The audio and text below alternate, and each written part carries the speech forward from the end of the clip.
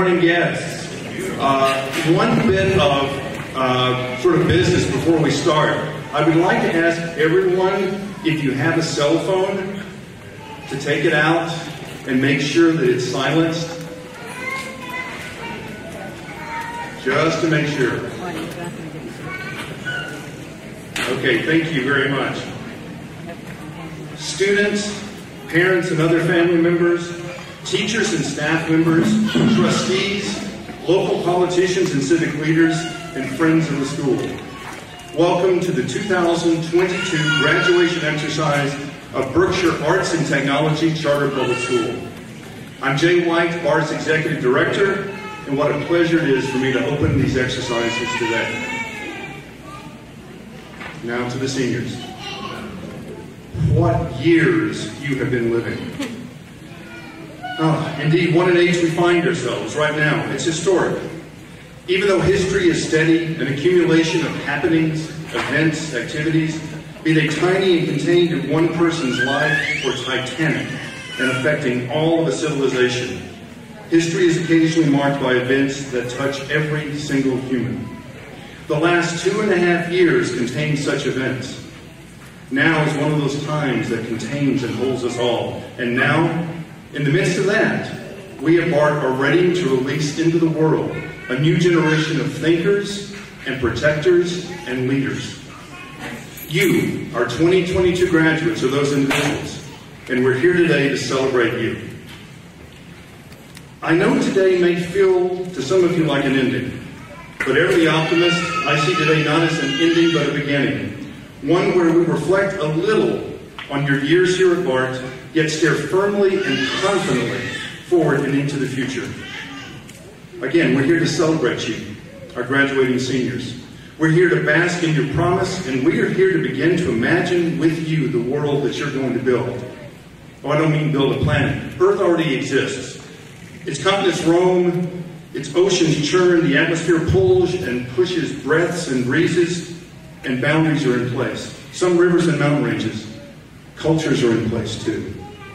But seniors, seeing all of this and how borders and cultures can be seemingly swept over by things like disease or national aggression, don't be daunted. Do not be intimidated. Now is the time for you to be strong, like we see you every day, to use your minds and your voices, to be gritty and resilient in the ways that you have practiced here at BART. Your view of history and of our world is different from everybody else here. It's a view that will give you insight in how you push those boundaries, insight about how you will influence and change those cultures, how you make the world one that you think we need. Your view as you observe this world is one that's going to make you anxious, and may soon, once you've begun the next stage of your life, which will begin here in just a couple of hours, will make you miss the surety and the demands and the love that you felt here. But take that view of the world that you want. Turn that anxiety and uncertainty you're feeling right now and use it to harness the imagination to fashion the world that you know that we need. Seniors, for these last years, you've made BART your home. Your waking home, but you've spent a lot of hours here. By way of classes and assignments, by performances and projects and field trips, by walks along the rail trail, by writings and presentations, by art created and mathematics discovered. You've grown, you've matured, and you've refined yourselves. You even began this year by climbing Mount Greylock. BART provided you the environment for that growth and that maturation. Your teachers and families and classmates provided the encouragement and support. Now, we're all looking to see what that world is that you're going to build. That world for all of us. We who remain here after you're gone from this marvelous school wish you strength and joy and kindness.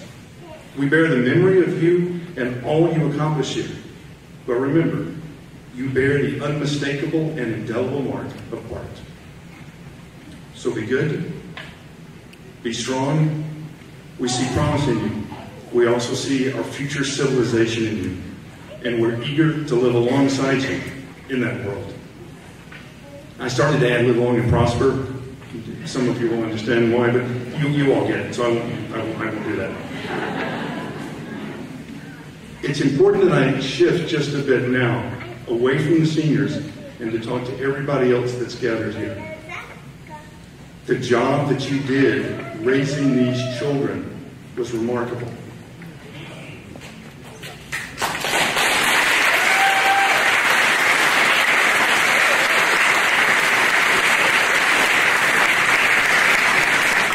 We are necessarily concentrating on them today, but thank you. Thank you for the job that you did and will continue to do. Thank you for entrusting them to us. And again, to all of you. We're better here because of what you did, and seniors, we're better here because of what you're going to do. Now, guests, I would like to introduce a senior, Shasta Rosella, who's going to share with us a senior reflection.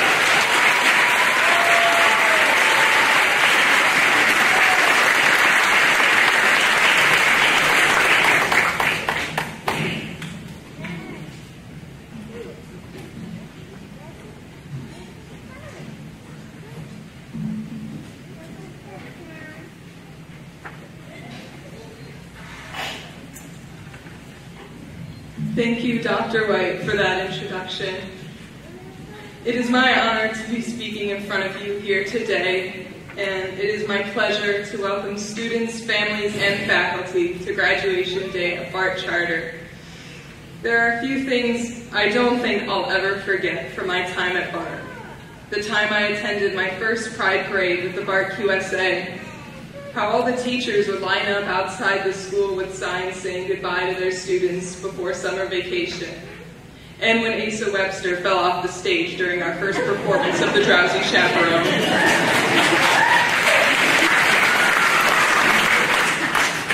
BART has been such a fundamental experience to many of us, and I know it. We spent half of our conscious lives here making memories. And sometimes we were over Zoom making memories with our pajamas on, still eating breakfast with our cameras off during homeroom. We're all going on to the next chapter of our lives, whether that's college, taking a gap year, going straight to work, or whatever else is in store for us. I honestly wasn't sure I'd make it this far sometimes. My memories of high school are not only fun ones. Some of the more vivid memories I have are of the tremendous workload, the expectations I would put on myself to do everything at once, and the subsequent breakdowns. Through all of that, the stress I was facing every time a major project would come up. I wasn't alone. My teachers were always there, usually willing to accommodate when I couldn't cope. My friends were also there, and we would help each other through any essays or slideshows that came our way. I'm a student ambassador, and recently the student ambassadors went on a trip to Ramble Wild. The trails there are separated by color, each representing a different difficulty. Yellow is the easiest, and then green, blue, and finally black. After a fun time going through the yellow and the green trails, the group I was with decided to go for a blue trail, the second hardest. Whatever we had expected, it was 10 times worse. Every time there was a tree platform separating the obstacles we had to face, I had to stop and rest, usually collapsing after, connecting my harness to the tree rope. My hands were burning from holding on so tight, and my arms and legs were sore, and my mind dreaded each obstacle that came next. Describing the obstacles that we climbed would not do justice to the toll that they put us through. At the end of this specific trail, there was a net that you had to swing into and climb to the last platform. I was one of the first to the end, so there was no one on the last platform to help me. I held on tight and swung feet first into the net. I felt my legs collide with the rope, and I hooked my foot in as I bounced back from the force of the collision, almost letting go, which would have left me hanging on the rope swing dozens of feet above the ground.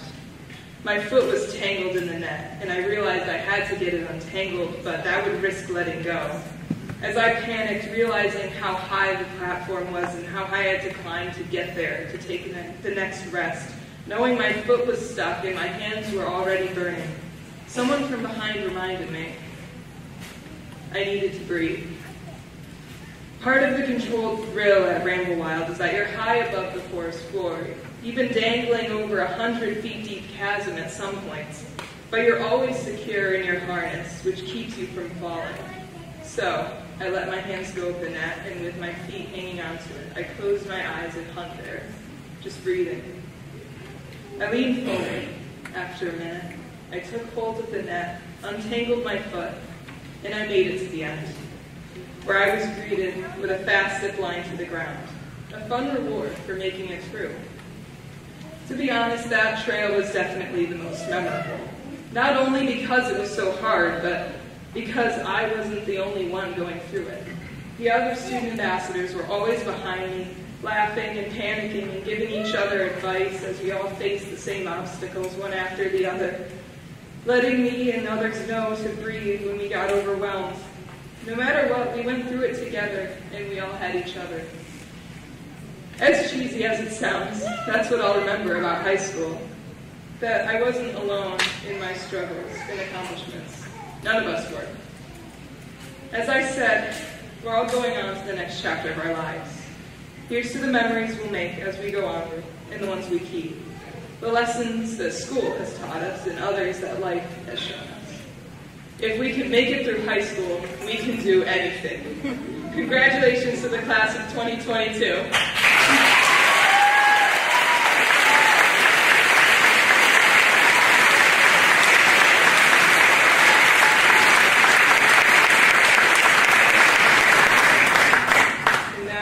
Welcome Ty Aubin to the podium for the moment of appreciation.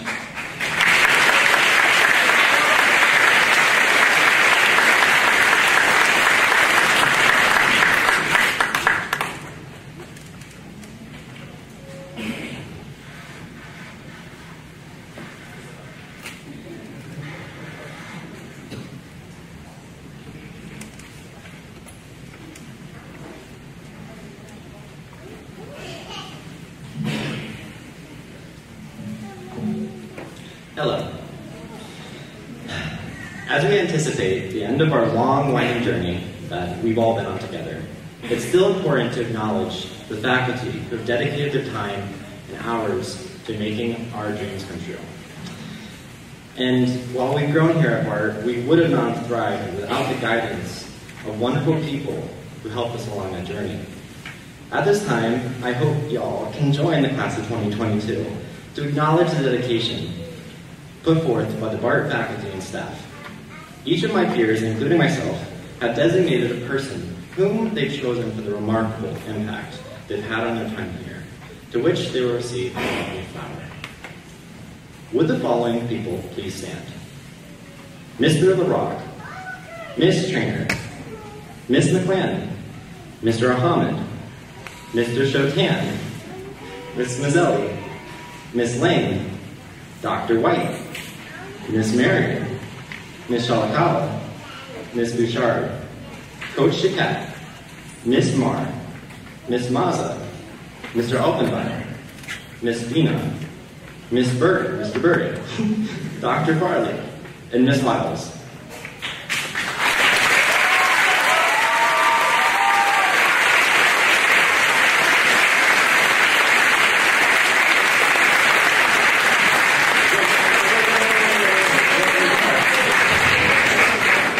Good job, good job. Wow. It's all good. Probably standing now. I truly hope you take great pride in being chosen by your students. Like the lessons, the guidance, the little moments that I'm very certain many of us will remember, perhaps 10 years from now, maybe. Speaking on behalf of the class of 2022, it was our honor and our pleasure to be your students. And I'm certain as you're no longer students, perhaps, maybe, some of you will accept our Facebook friend request. I feel like that's a bigger milestone than receiving this diploma. Anyways, as a token of our appreciation, come on guys, it's time to hand out the flowers.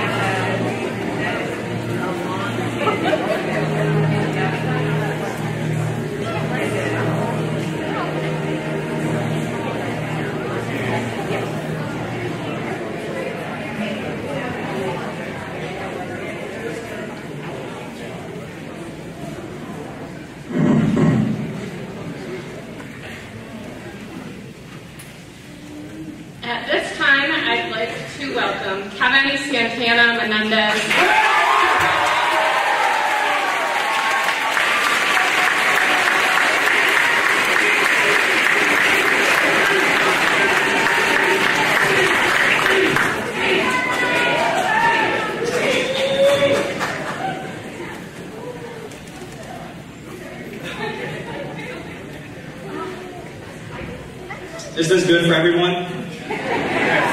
I'm like really scared. So you're gonna have to bear with me.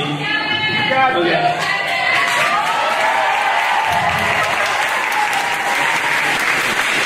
Okay. I'm about to do something that I didn't think anybody would ever let me do, and that's to speak freely into a microphone to a large crowd of people. Of course, I'm very thankful for the people who brought me here, which include my mom, my dad, who are in the second row there with the baby. All my friends who I love very dearly, and my teachers, and whoever gave me the opportunity to speak. I don't think I was allowed to know, but thank you. I'm going to begin by saying congratulations to the class of 22.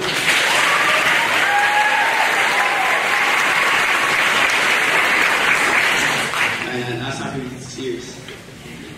Many of you already know who I am, but for those who don't, my name is Kevin Santana Menendez, and I've been at BART since 8th grade and plan to follow a career in nursing. When COVID arrived in 10th grade, it created a tidal wave of unfortunate circumstances and events that lasted for years and had a major impact on so many of us. This year also had its multitude of challenges and blockades, along with the loss of some of the most influential and impactful teachers we had this year, which I know is hard for many of my peers. Finding ways to cope with difficulties in life can be incredibly challenging, especially as a teenager faced with the challenges and stressors of our generation. Something that I've always held close to my heart through the hardships in my life is humanity. I believe that there's humanity, human moments, anywhere you look in life. A human moment is a moment where you realize how much someone actually cares, when you realize how much someone has done for you or sacrificed for you. A moment where you have built a meaningful connection with another human being, or a moment of recognition for the life and feelings and accomplishments of another human. I think that BART is filled with human moments, and that through the 4+ years we have spent together trying to survive high school, we have built meaningful relationships with each other that helped us reach the success we achieved today. From classrooms to hallways to the student office, there are so many students and staff creating humanity here every day. As I look around the room, I see so many people I have had human moments with, and who have helped propel me to the top of this stage and to the front of this podium. I want to use this time to make sure that we all end high school on a positive and appreciative note. Look around you or search through your mind for the humanity that you most appreciate at BART. What lessons, what people, what growth have you taken away from this experience? Recall those events and people and feelings when you think of your high school years and carry those positive experiences with you as you move forward. For me, I share human moments with my friends, my teachers, and my classmates. My teachers have dedicated hours of their lives and tons of their effort, like a lot of effort, to ensure my success not only in class, but in life. Teachers like Mrs. Chalakava, who truly care about not just my grades, but my aspirations, my happiness, and my heart. I remember one time where she found me during a math break. She looked at me with the most caring eyes I've ever had anyone look at me with, and she talked to me for a while about how important it was to not lose my way and to make sure I was going to do what was going to make me happy in life. There are a lot of teachers like that here who really have a big impact, and those moments really do matter. Intelligent and dedicated classmates that put time, love, and effort into spearheading announcements, student councils, and student events like prom that produce more human moments for everyone at BART that not everybody can do. So thank you guys. My friends have given me the most human moments. I could not have survived high school without them. We've made songs, we've made movies, we've gone on adventures, and we've scaled mountains, literally and figuratively. And some of us, like George and I, have even modified shopping carts together. But most importantly, we've created so many special moments that are truly the most valuable things I have gotten from high school. I am so proud of everyone who made it to this point in their lives, and it's so exciting to see everyone I grew up with have such big aspirations and plans for their lives. It's been a crazy and interesting ride, from watching Mr. Holy rip his pants trying to dab in 8th grade math, to watching Ms. Hadaway ride my scooter around the parking lot.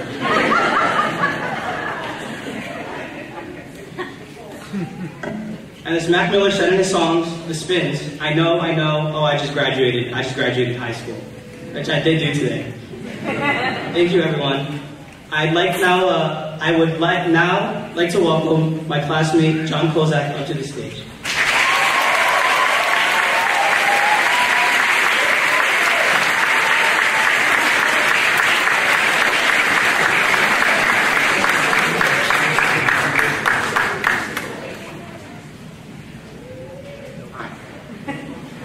It is my distinct pleasure to introduce you this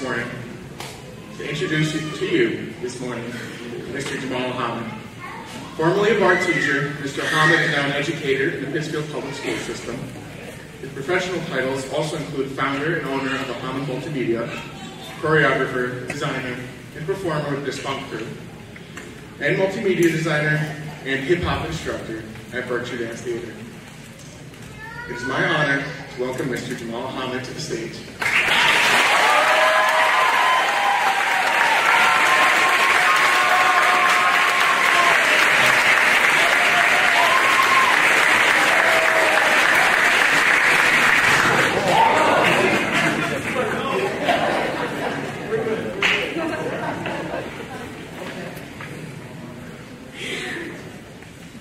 All right, I made a joke earlier about tripping on those stairs.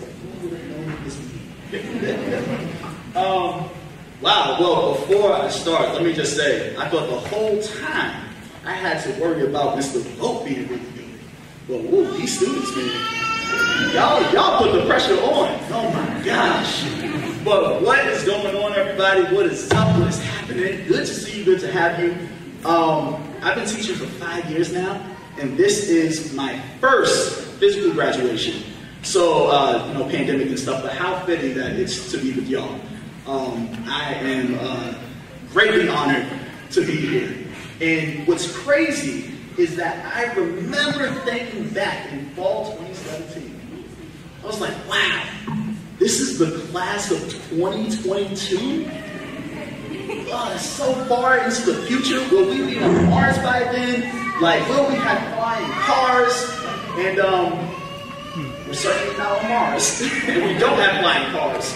But that's okay, because I am willing to trade those extravagant, futuristic expectations for the smiles that each of you have right now, due to the accomplishments that you have succeeded in and the love that you carry in your heart. So thanks for having me here, first and foremost.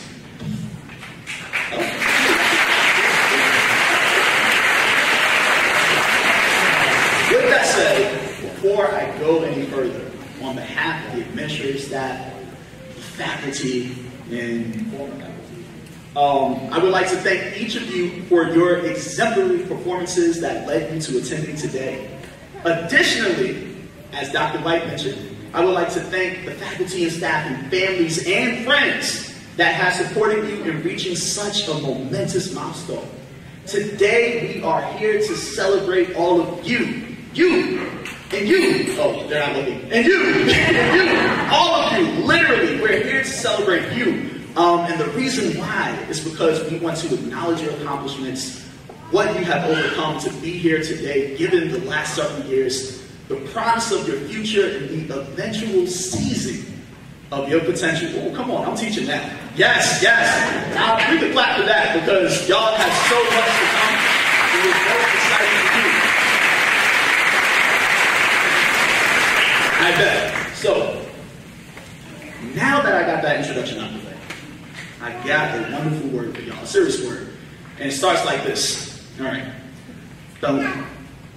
Boom. Boom. Boom. Boom. Boom. I've been going through something.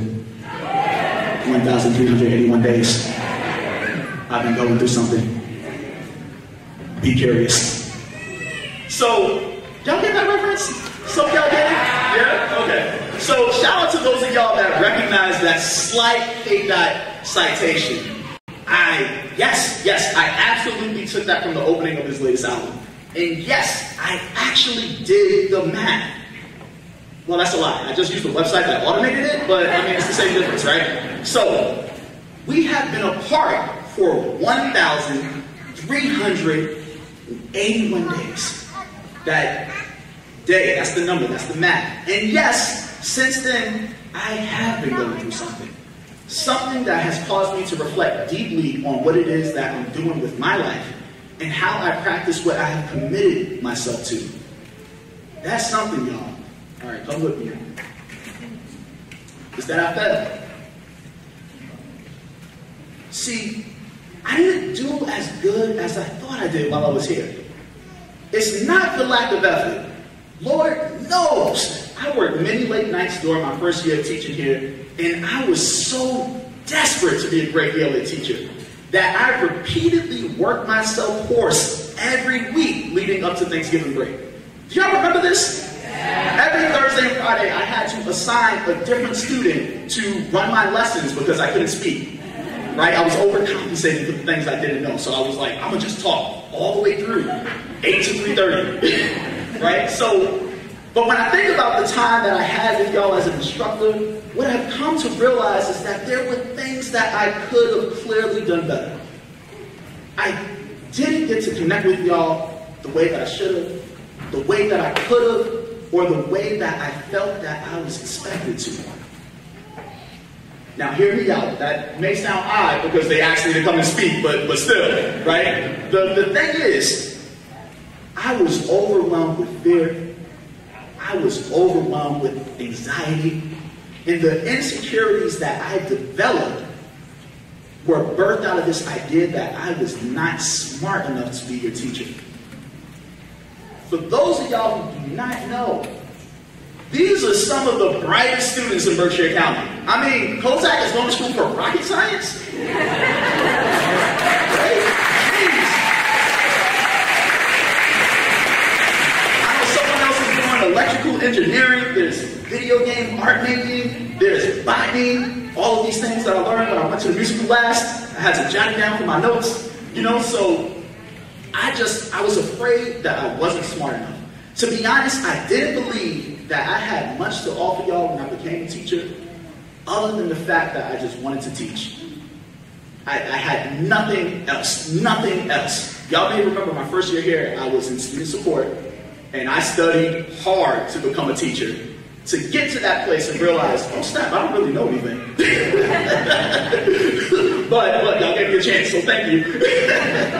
Right? So, with that being said, y'all, being in the classroom with y'all and just seeing how ingrained you were in this academic culture that is BART, this community, y'all had it already before I even got in there. Being in the faculty meetings where I would listen to my colleagues and I was like, what is that acronym? Like, what are these techniques? I don't know. But here's the thing, y'all.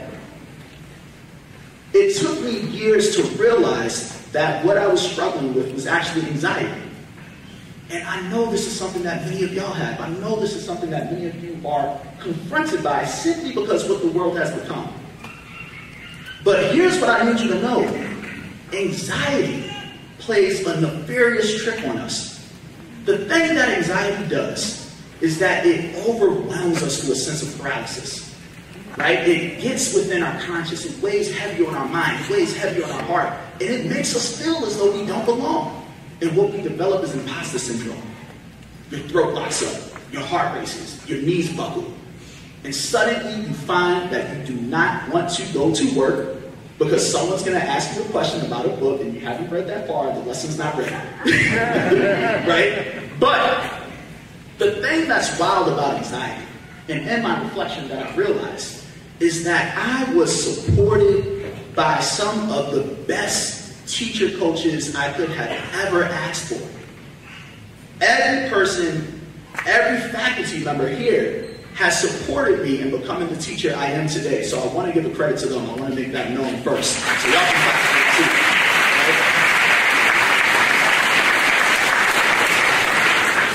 too. So before I was able to teach y'all, I had to be a student of them. Right? That's everyone. That's from English, history, science, math. I was learning something from everybody. And everything that they taught me, I still use to this day as I now train future educators in my own classroom and with my own practice. But the thing about anxiety is that it prevented me from seeing that. And I know that there are many of you who are encountering new atmospheres, new places, new situations. And I just want you to know that the anxiety is not the end-all be-all. You can get through it, just as I have. You can do it. Also, if you read comic books, they'll help you. So I knew that I wanted to be a teacher ever since I read Spider-Man back in the 2000s. There's a story arc where he is a high school science teacher at the high school he went to. John may think that him being at the Daily Review is the best. No, that's the best part. You should go read it. But what that did was that gave me the fuel to refuse to succumb to this flooding negativity that I put onto myself. And along with that, I used that anxiety to create two things that allowed me to push through, or at least rely on two things. One, I determined what it was that I had to give to y'all, and then I gave it as freely as possible.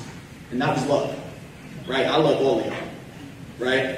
I know that sounds cheesy. I see Gooch over there nodding. Don't cry yet. But when I struggled to create lesson plans, when I stumbled to analyze text and write essays, I did my best to place an emphasis on you. On you. How's your day? What are you into? What are you doing? Let's have a conversation. From speed dating to anime club, like right after lunch, however that worked, to pop culture references within exams for extra credit, to doodles in each of your ELA journals, most of y'all at least, to after-school dance, to attending school dances, cross-country meets, and school musicals. I did everything to create a pedagogy that declared to y'all, I see you. And that's what made me valuable. I believe that's what it is. It's not because we read the things they carry. It's not because we read the hate you get. I think the reason that y'all asked me to be here today and to speak is because I made that apparent to you. And that love was something that I had to give, and I kept on giving. So part of this message is, once you identify what it is that you have, lean into it and give it freely. Give it as much as you can. That is what's going to make you valuable. But I mean, not forever. Don't just keep giving away forever, because capitalism and the passion paradigm, both will definitely cause you to self-exploit yourself. So, I mean, do it long enough to develop some skill sets, okay? But if it's love, always give love. Secondly, here we go, coming on the end, y'all. As I mentioned earlier, there were two things. The second thing that kept me in the job, despite the anxiety that I faced, was you. All of you. And the administrative staff and the faculty. It was this community. This BART is something special, y'all. I'm telling y'all. Like, to see y'all from 8th grade to now, y'all being best friends with people that you used to hate, like, I love it, right? There were more times than I care to admit that I shouted something like, clap if you hear me, right? Let's not go back to that. Right? That was actually a thing I did to get their attention. But in retrospect, when I reflect on this, much of what I know about teaching is because y'all were willing to teach me. Y'all provided me with the space, the grace, and the mercy to figure things out, to figure out who Mr. Ahmed was. Y'all could have went on them day one and been like, Miss Hathaway, he gotta go.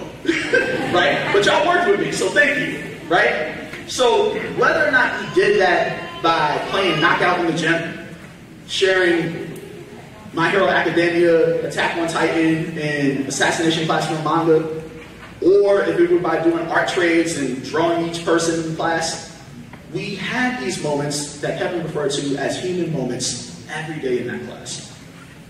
And this brings me to a moment that I just wanted to share. If y'all recall, I spent so much time with Miss Chelikova. She taught me so much. And I would come to class at the end of the week. I would just be a student alongside y'all. And there was this one lesson that she did that I will never forget. It was called the gender box. Do y'all remember this? Yeah? Y'all remember the gender box? I got some of y'all saying yes. And we went around the class and we had to determine what made the ideal man or what made the ideal woman. We were going around, great discourse. And then it came to a sudden stop when one of you, this is what you said: there is no ideal man or woman, only ideal humans. Ooh, that was from an 8th grade. That was an 8th grade.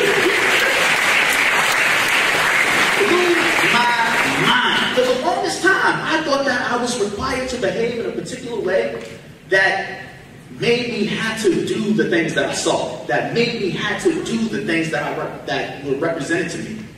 But when I was in that moment with y'all, what I realized about young people, especially y'all, is that you had the audacity of hope. Ooh, come on now.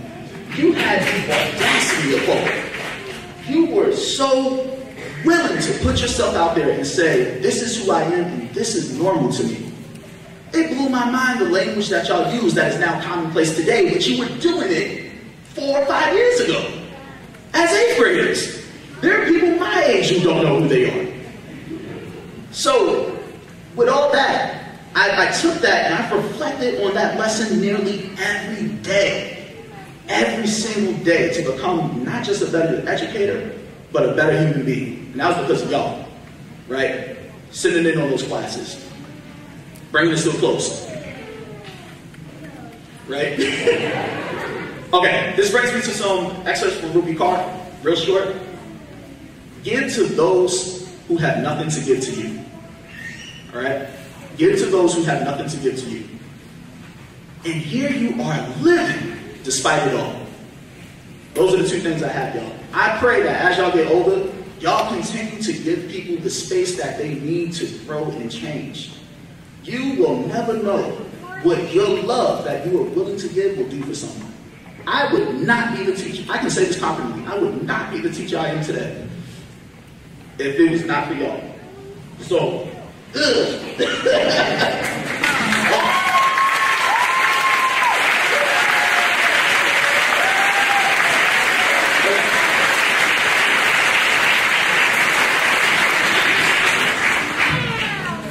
I'm closing for real.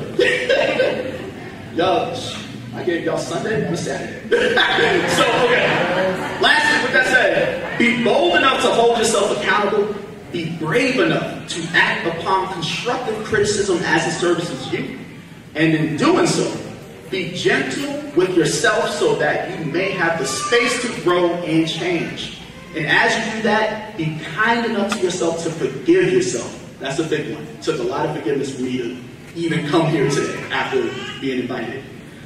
Give your love. That's the message, y'all. Thank you.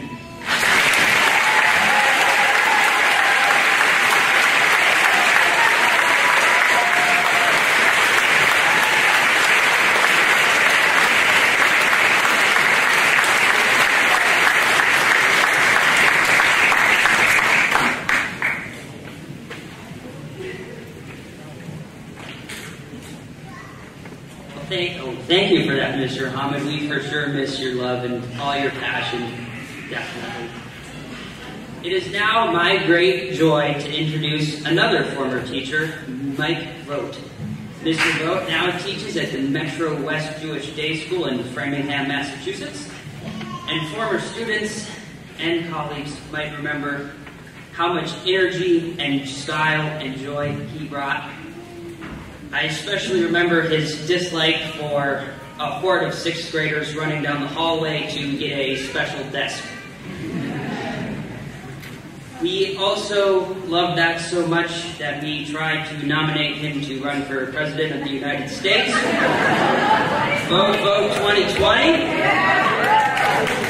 All right. So please join me in welcoming this man to the stage.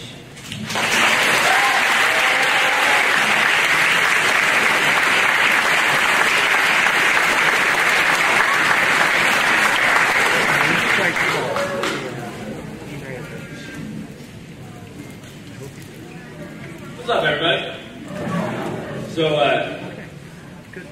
So when y'all walked out, right, I didn't think I was going to cry, and then I realized that I left a group of young preteens, and now you're adults.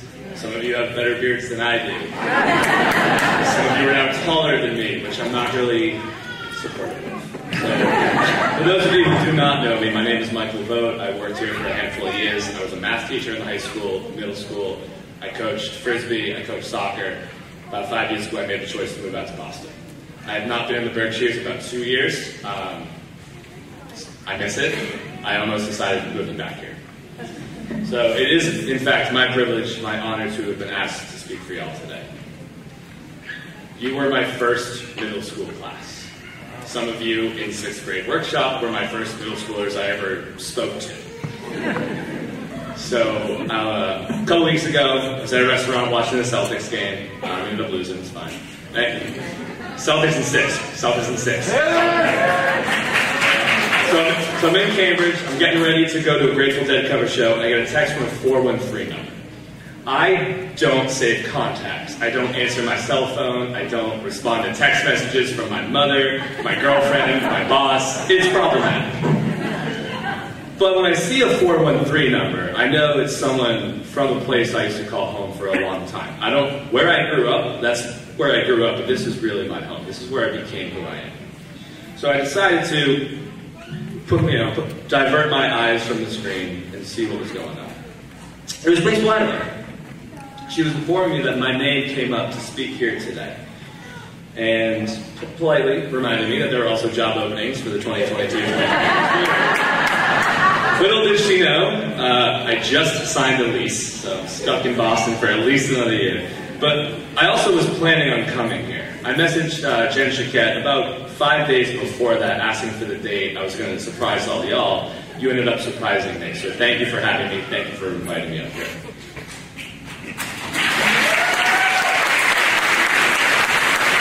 The last time I saw y'all, I had 0 tattoos, no piercings, and my hair was not long enough to go into a hair bun. It was 17 inches when I cut it last year, and it's already back.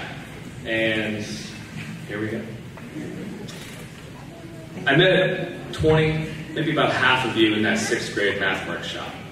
It was last period of the day, 4 days a week, and I was teaching high school, and I'm like, all right, calculus, pre-calc, geometry, and now multiplication? Fractions, kids who are running around, knocking over my coffee at the end of the day. So we practice on timetables while shooting basketballs, play skunk, occasionally do math, right, do my job. But most importantly, putting down that foundation for the relationships that clearly we still have and that we would have developed the next year, as at the time I didn't know I was to be a 7th grade math teacher. So the first day of that 2016-2017 school year, I was horrified. I was absolutely terrified. I had no formal training working with students below the age of 14. I thought middle school was just teaching fractions and doing classroom management as, right, clap once you can hear me kind of thing. And I was just, I have a math degree, I'm above that, right? And then we had our first community meeting on the first day of school, led by either Principal Hadaway or Miss Prouty, maybe both. And it made me feel no better, right? Miss Prouty is this ball of sunshine and energy, and even though I am energetic, it's like I could never be that. I'm too rigid, I'm too cold, right? Alf after a few days, maybe a week, I decided my future is as a middle school teacher. It's what I continue to do this day. It's what I've done since I left here. And it's because the creativity, the humor, and the academic and passionate drive of these students that we see in front of us. So during our year together, unfortunately just one, we visited a Nick Cave exhibit at Massamoka, hiked Greylock Glen, played volleyball at Fish Pond, Windsor Lake, depending on your preference. And I remember during the field day at the end of the year, I was on canoe duty. So I'd take the kids a few at a time into the lake. I didn't wear sunblock. Clearly that's a problem for someone like me. And on more than one occasion, several students started rocking the boat. Right? Oh, we're going to capsize Mr. Vogt. And they did several times. I have only capsized the boat before that, or since, once. And that was at camp, because you had to learn how to flip it back over, right? So besides, I just remember the joy on their faces as they successfully got their teacher into the water, and then the struggle of trying to flip it back because, you know, y'all were this tall back then. So when I was a younger teacher, I lied about my age. I'm sure some of you saw through that. I added 10 years to my age. I'm still not that old. So whether they believed me or not, the idea was that I would have been 35 by 2020, as Lyndon mentioned. Clearly I didn't win, nor run. But there's still hope for 2028 when I'm actually of legal age to go for these things. So one day, Madison came in with these little pins, these paper plates on popsicle sticks that said Vote, Vote 2020. And there was enough for not just the 7th grade, I feel like there was enough for the entire Berkshire community. And during our last day of school, there was an assembly that was standing right over there. And all of a sudden, one of the members of student government was like, oh, we have another speech. Mr. Vogt is going to give an election speech. Obviously, I was prepared. So I had to say something. Probably something about how there'd be milk for everybody. I remember being dairy was a big part of that. So I knew when 300 kids started chanting Vote, Vote 2020, I didn't have a choice. So I got up there, and I'm sure the admin was a little upset because it made everything kind of go over about 5 minutes. What are you going to do? So for the last 2 years, I've been working at a Jewish day school in Framingham. One of the year-long themes that we do with our children, we integrate into all of our classes, is voice. It's not just finding our voices. It's listening to voices across the table. It's giving voice to the voiceless and ensuring all voices are heard. It can be challenging to find your voice. About 10 years ago, I began to find my own voice. After years of losing the lives of my friends to various preventable accidents, I made a choice to begin writing.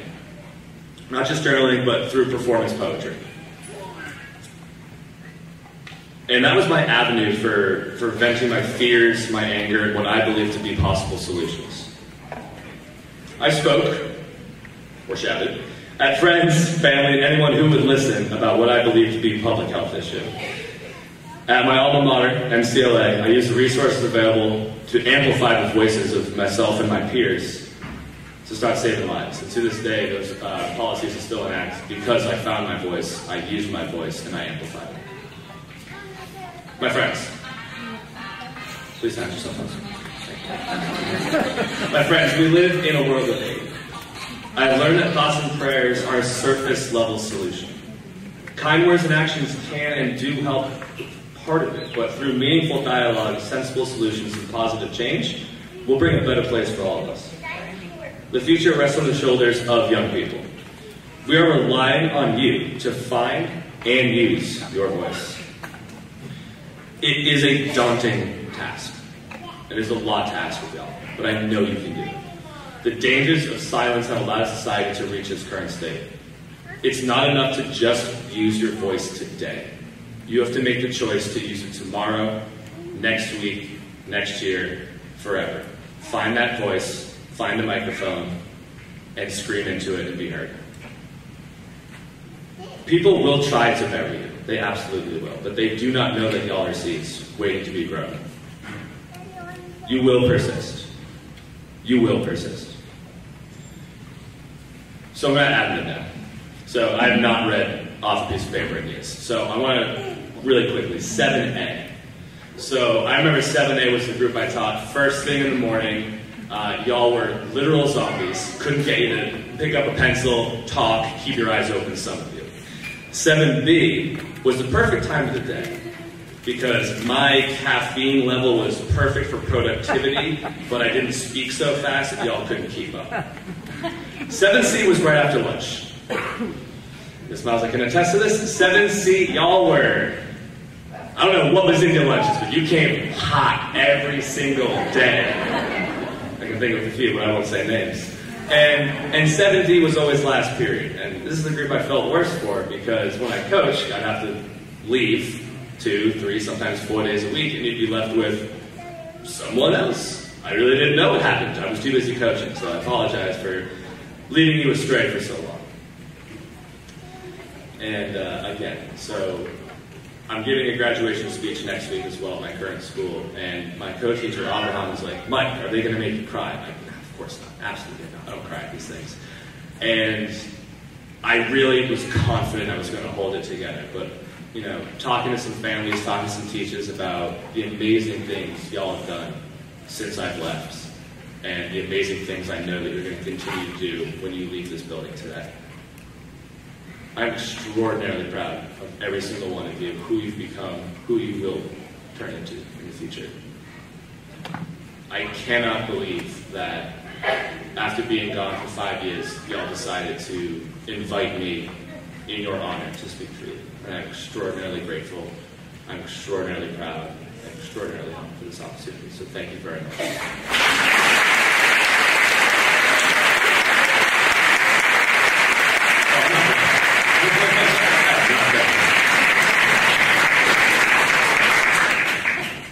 My current job, I get to wear shorts and sandals every day to work. I have not dressed up 4 years. So, this is for you. So before I allow the ceremony to continue, I want to offer y'all some free advice. I'm 30 now. I'm wise. Invest early. Not just money, though that helps. My car will attest to that. Invest in your passions. Invest in your hobbies, and most importantly, invest in yourself. You are your biggest advocate and your biggest backer. You need to believe that you can do it or no one else will. Listen twice as often as you speak. Learn to cook, please. Travel at every opportunity you can. Learn the difference between studying and learning. Sing as loudly as you can, even if it's off-key or the wrong ones. Always add salt to your boiling water. Invest in good pillows and mattress. Find a good barber. Own at least one nice pair of boots. Most importantly, don't mix a red sock with your white clothes. Try it. Again, I cannot express how proud I am of these young adults that I see now. They were children when I left them in the very capable hands of the 8th grade and high school teams. I'm confident you all find your voices and use them to propel us into a brighter future. As author Diana Hardy said, it only takes one voice at the right pitch to start an avalanche. All of you will find your voice if you haven't already. And I'm sure you'll all start your own avalanches. Congratulations to the class of 2022.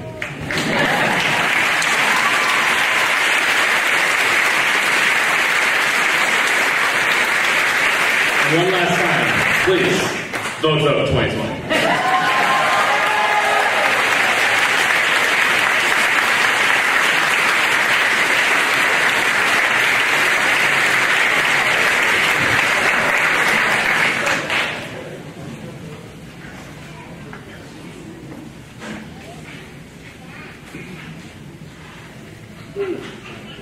I did not anticipate also being nervous on this side of the podium today. I'm usually sitting around somewhere in the back, just crying quietly.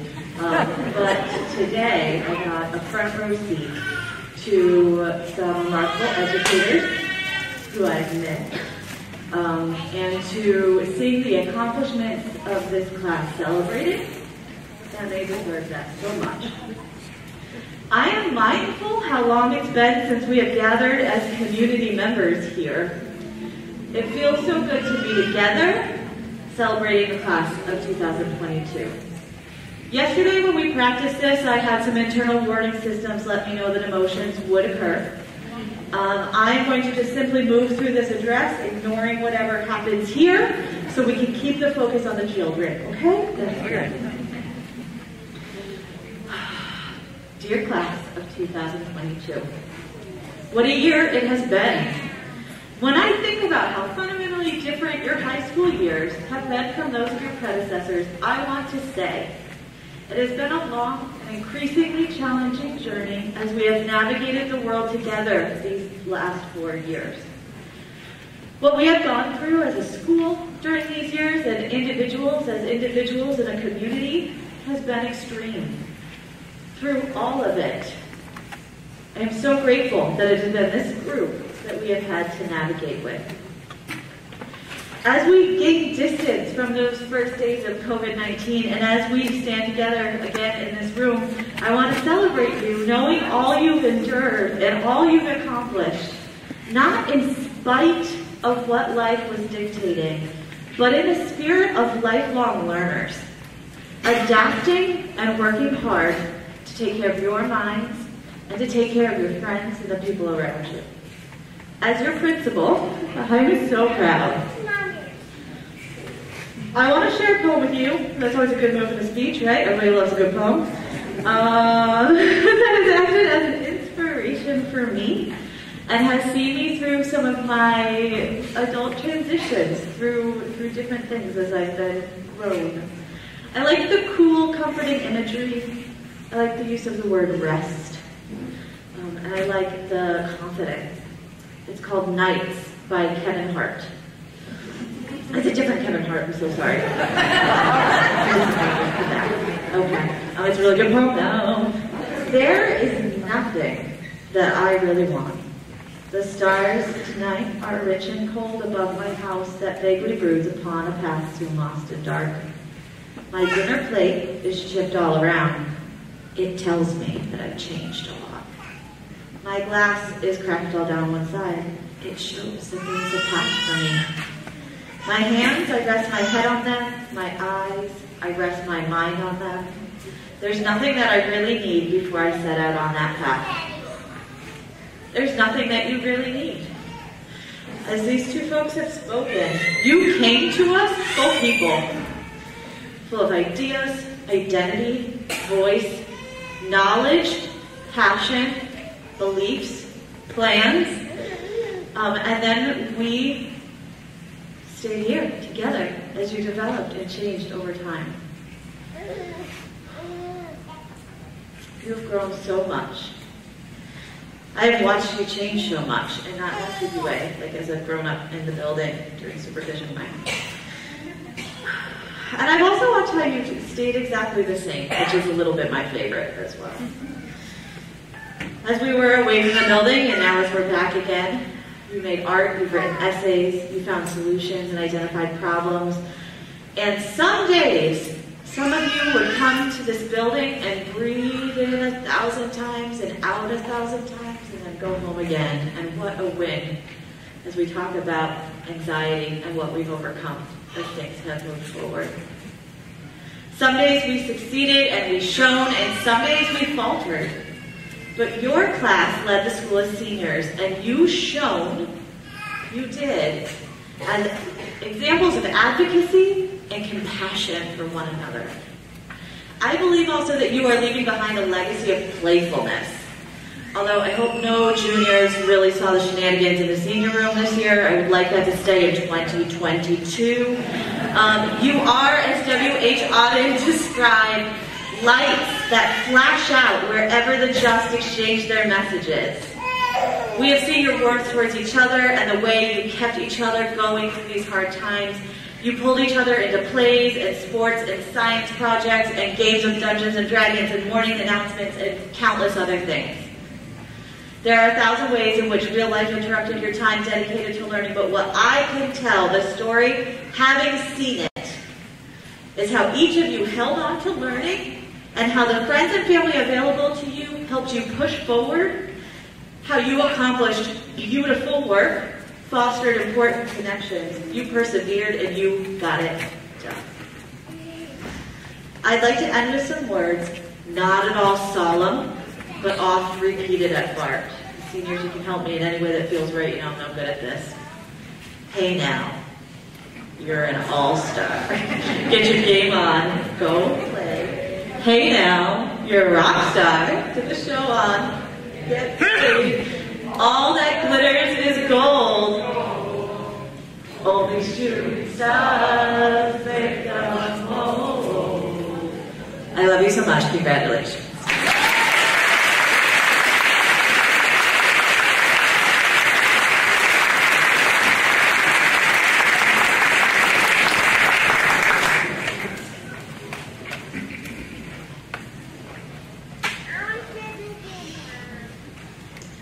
I've never been more grateful that after all those speeches that mine comes with money.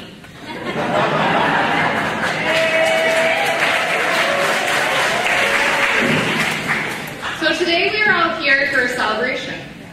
To the class of 2022, you have made this day possible through persistence under unique times, and we commend you for it. At this time, I would like to announce the recipients of local scholarships and awards. Seniors, if you hear your name, please take a moment to stand and be acknowledged. If I invite you to the stage, it means I have the check for you at this time, so please just come up and get that. The Julia Bowen Bridge to College Scholarship is for graduates of Berkshire Arts and Technology Charter Public School who have completed their first year of college and are invited to apply for it. The scholarship fund was established in 2017 to honor Julia Bowen, BART's founding executive director. Through her service to the school, Bowen demonstrated her commitment to supporting all students' successful path to and through college. In this spirit, the scholarship was created by and is managed by the BART Foundation to provide financial assistance to select BART alumni through their college careers. This year's alumni recipients are Jesse Dubiago, class of 2019, and Maya Dale, class of 2021.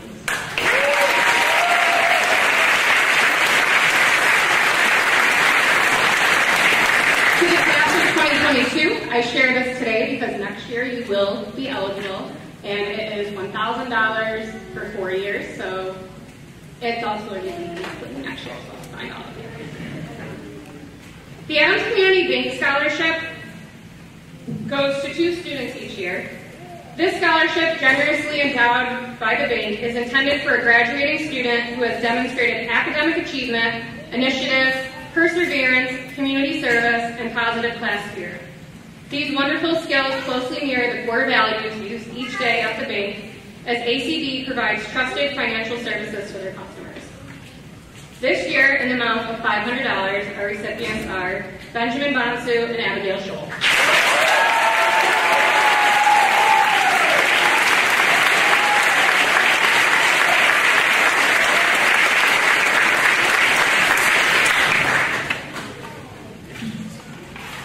The Big Y Scholarship in the amount of $500 goes to Shasta Rosella.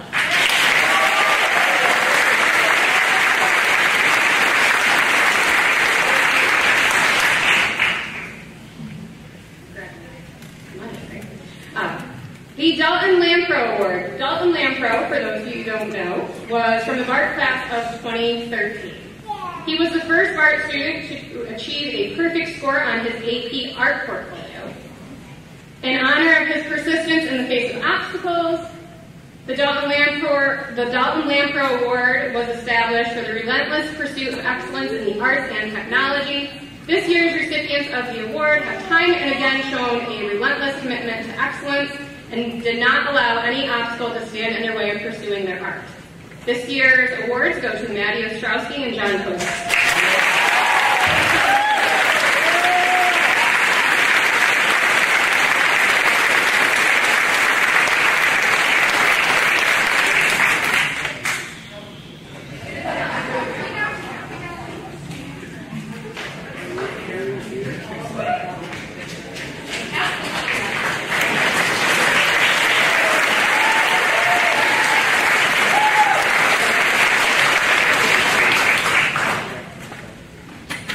The Emma Miller Scholarship is awarded to a resident of Adams, Cheshire, or Savoy.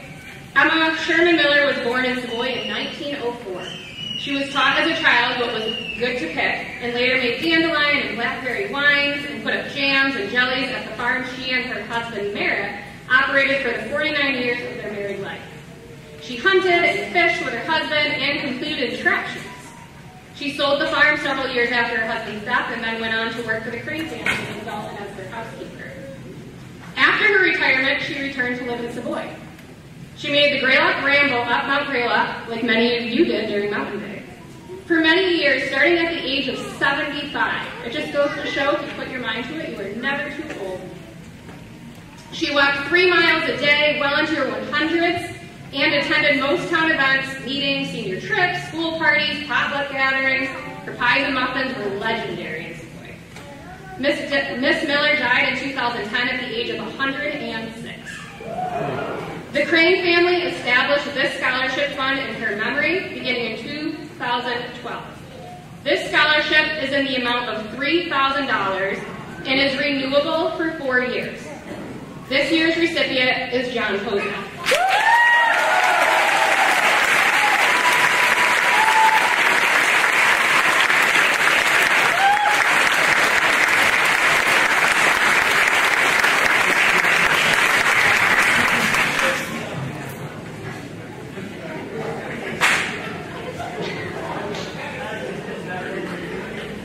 Round of applause for Abigail Clark right now. Speaking of Abigail, the Garrett Francis Collins and Josephine Goodwin Collins Scholarship in the amount of $1,500 is awarded to a resident of Hinsdale, Atticus Clark.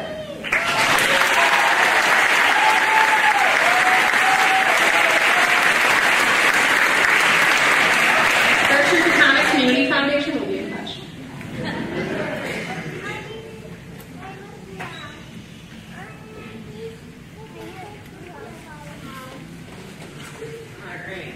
The Greylock Federal Credit Union awards the Community Enrichment Scholarship.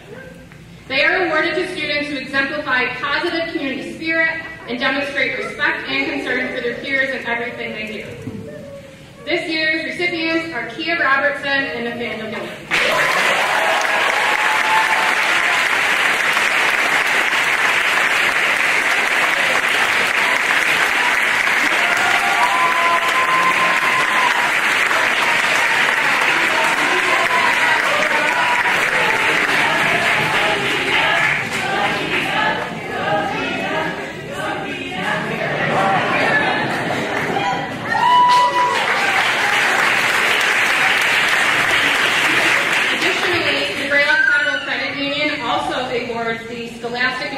Scholarship in the amount of $1,000. This year's recipient, Kamani Ferguson.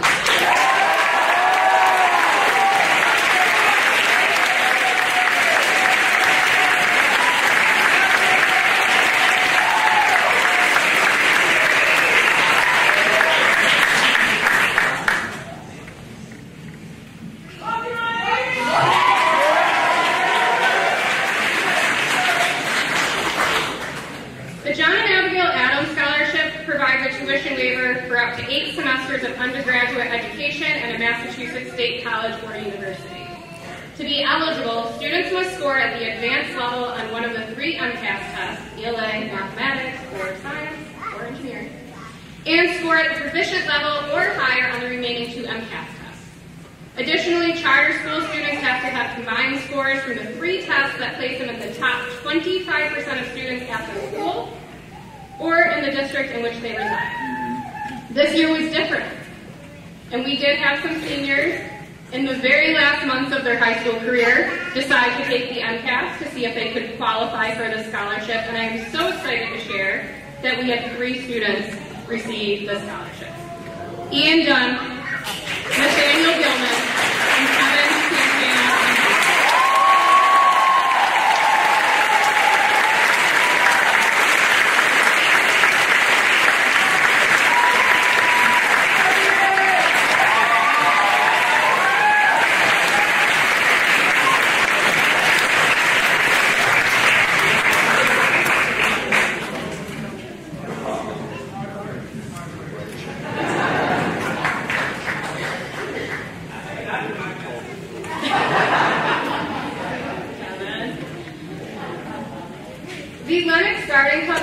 scholarship in the amount of $500 reflects the club's mission to develop and stimulate interest and participation in horticulture, floral design, civic beautification, and environmental concerns.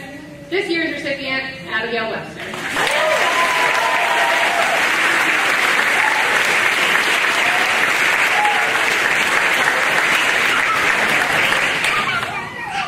These next scholarships, we will contact you directly after with details on how to receive them. The Lions Club of Adams Scholarship in the amount of $750. The Lions Club has strongly stressed the importance of community service and strives to improve their local communities in a variety of manners. This year's recipient is Ty Allen.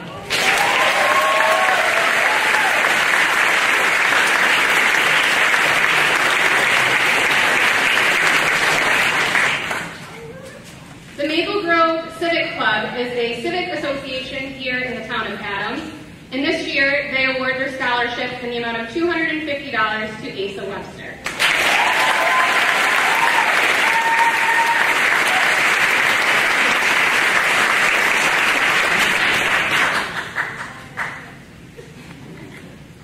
And lastly, the Queer Connect Scholarship in the amount of $500.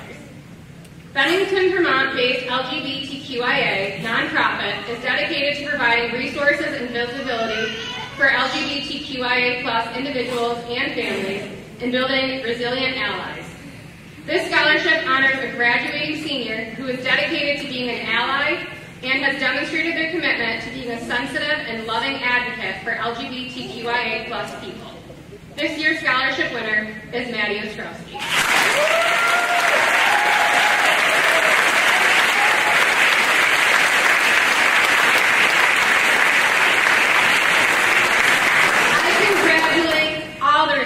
Of the awards on their outstanding achievements and remarkable personal growth.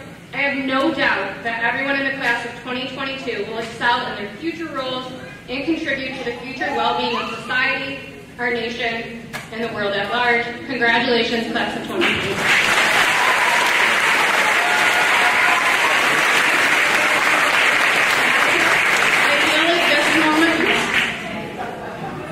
Without further ado, I welcome Principal Hadaway back to the podium.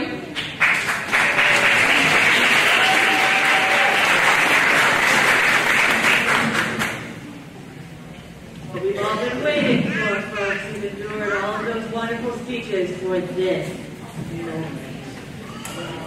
So, everybody just take a minute. Seniors, remember what we practiced yesterday? There's a few moving parts. You got it? Thumbs up if you remember to shake a my hand first. Okay. Whew. Big moment. You're very far away. Okay.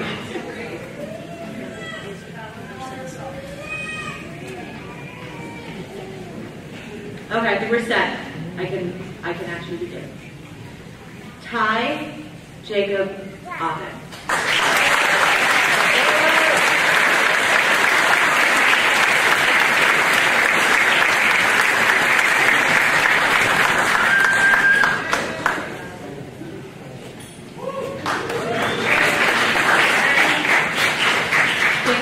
For standing up, even though I can ask.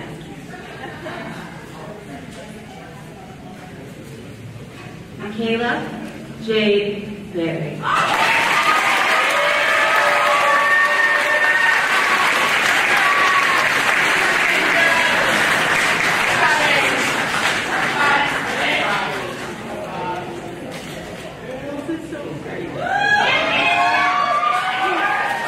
Luciano Alexander Kelly.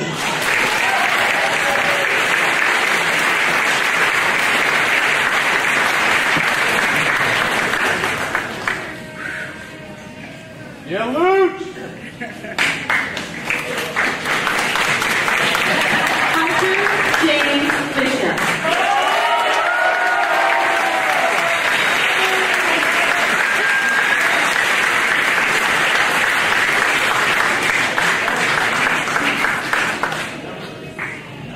Benjamin Bansu.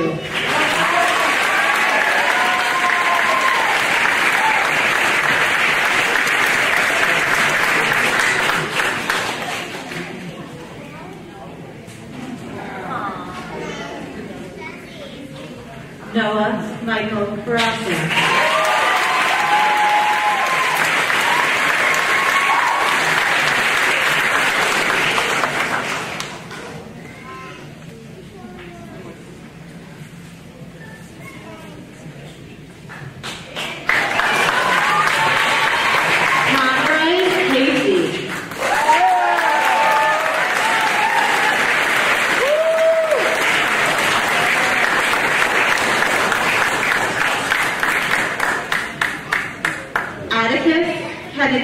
Clark.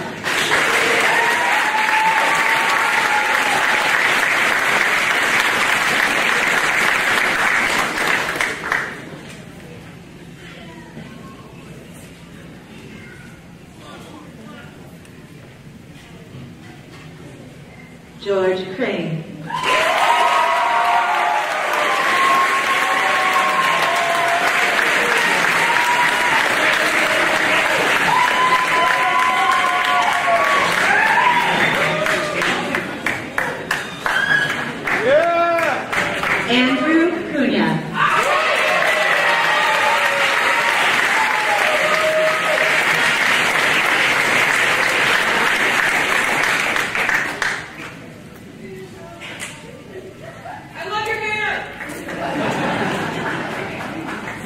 Isabel Signal.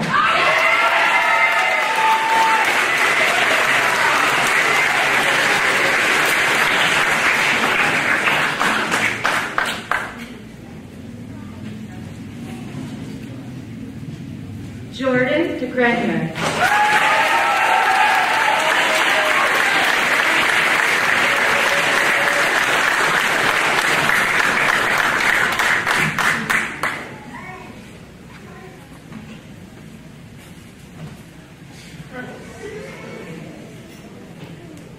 Reggie Dalton.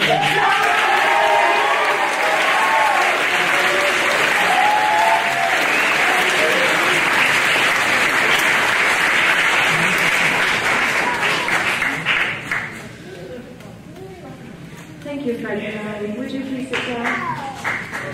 Second row, would you please stand up? Ian Robert Dunham.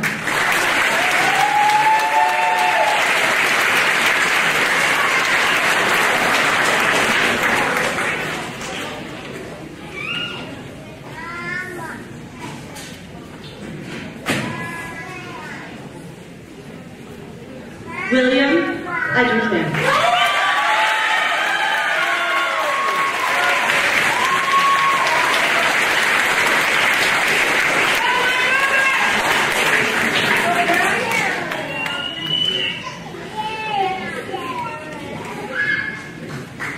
Kimani.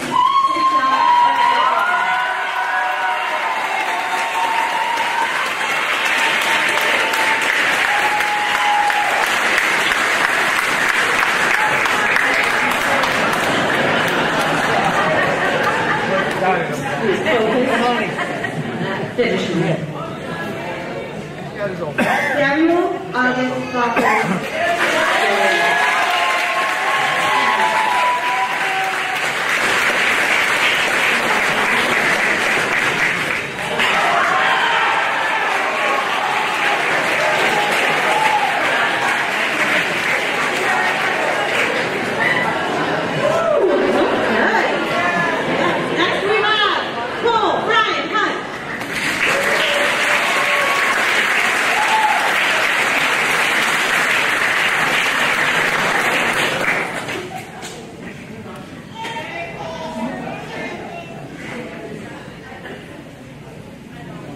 Naomi Ayodele Ipateo.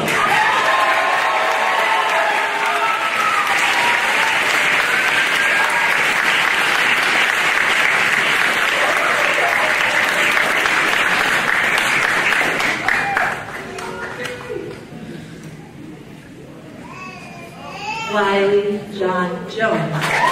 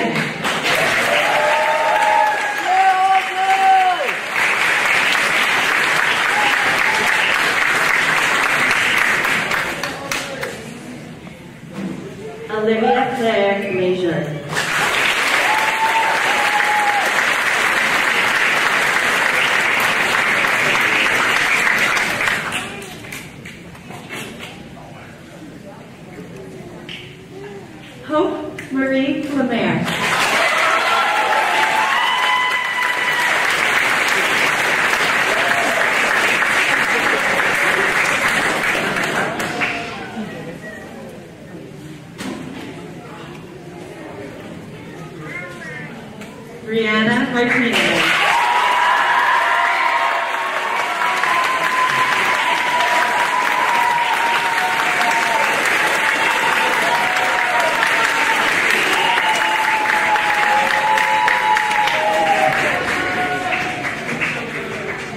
Lyndon Clayton Morehouse.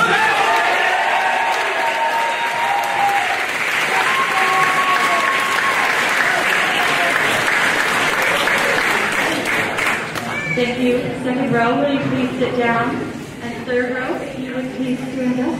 It's your turn. Cheyenne Aaliyah Newton.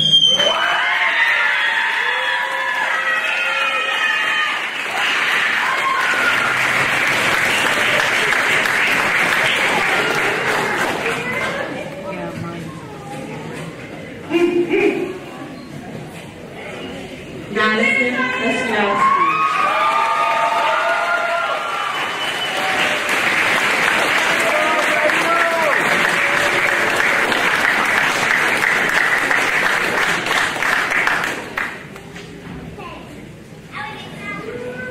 Nicole Grace Pelton.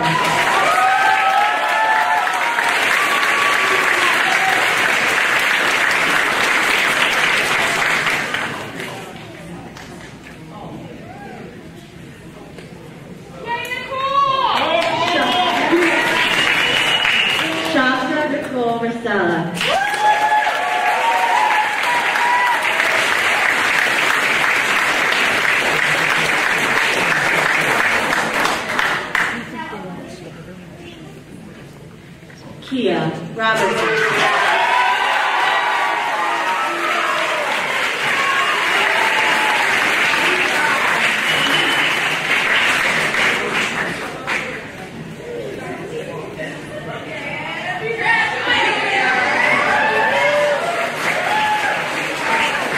Kevin Jr. Santana Menendez.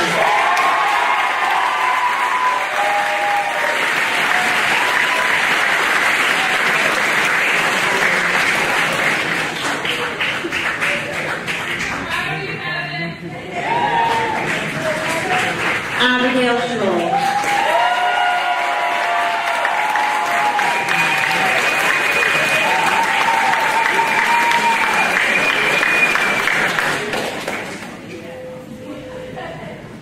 Jared Robert Valentine.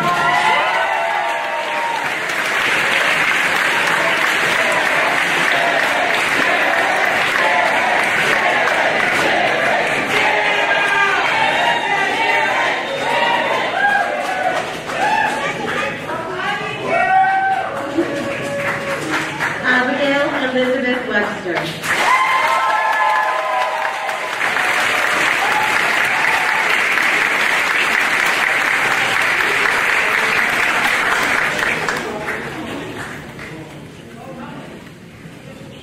I love the backgrounds. It's the best. Okay.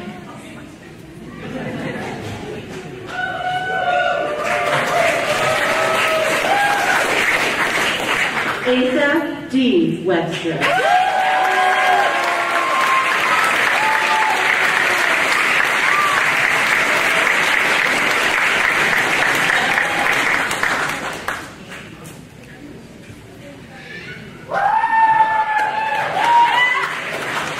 Jeff Wiles.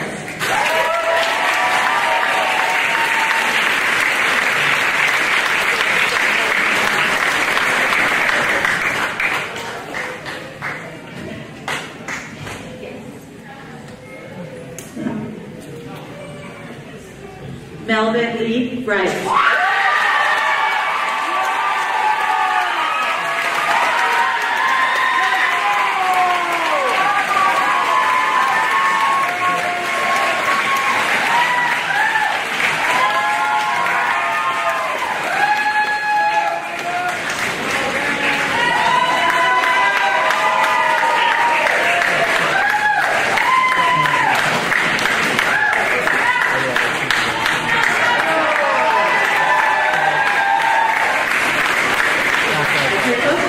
Graduates would stay standing, and I will hand it over to Dr. White. All the graduates, please stand up. graduates, moments away.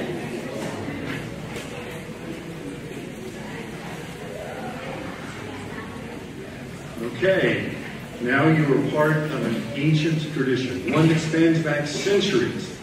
And what we want to do is something official to mark what has just happened to you with the receipt of your diploma. The tassel on your mortarboard is a sign of academic accomplishment. When it hangs to the right, it means that you are worthy of that accomplishment.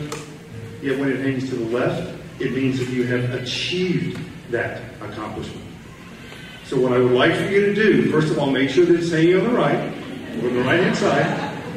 And on the count of 3, what we're going to do, we're going to count together. You're going to take it and you're going to move it from the right side to the left side. Okay. So 1, 2, 3.